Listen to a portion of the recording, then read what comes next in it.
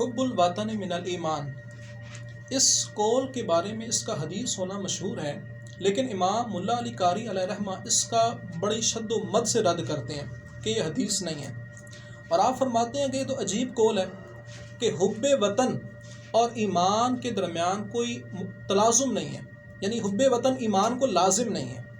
اسی طرح امام المحدثین ابن حجر عسقلانی، امام جلال الدین سیوطی علیہ رحمہ بھی اس حدیث کے بارے میں اسی طرح قول نقل کرتے ہیں۔ پھر بعض محدثین ارشاد فرماتے ہیں لا اصل لہ عند الحفاظ، کہ محدثین کرام کے نزدیک اس حدیث کی کوئی اصل ہی نہیں ہے، اور مطلب اس کا یہ ہے کہ اس حدیث کی کوئی سند نہیں ہے۔ اب آپ مزید یہ ارشاد فرماتے ہیں کہ وطن سے محبت کرنا یہ تو درست ہے، یعنی سرکار علیہ الصلوۃ والسلام کی بعض احادیث مبارکہ سے اس طرح کا مفہوم ملتا ہے کہ سرکار علیہ الصلوۃ والسلام کو اپنی وطن سے بہت محبت تھی، تو وطن سے محبت کرنا تو درست ہے، لیکن یہ وطن کی محبت یہ ایمان کو لازم نہیں ہے، کیونکہ وطن سے محبت تو ہر شخص کو ہوتی ہے، کہ جس طرح مطلب ابو جہل تھا،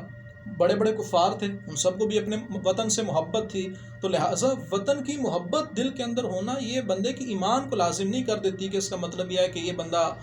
مسلمان ہے۔ تو پچھلے دنوں میں نے اپنی ایک ویڈیو کے اندر اس طرح کی بات کہی تھی کہ یہ حدیث مبارکہ ہے، تو لہٰذا اس سے آج میں رجوع کر رہا ہوں کہ حب الوطن من الایمان یہ کسی کا قول ہے، یہ حدیث مبارکہ نہیں ہے۔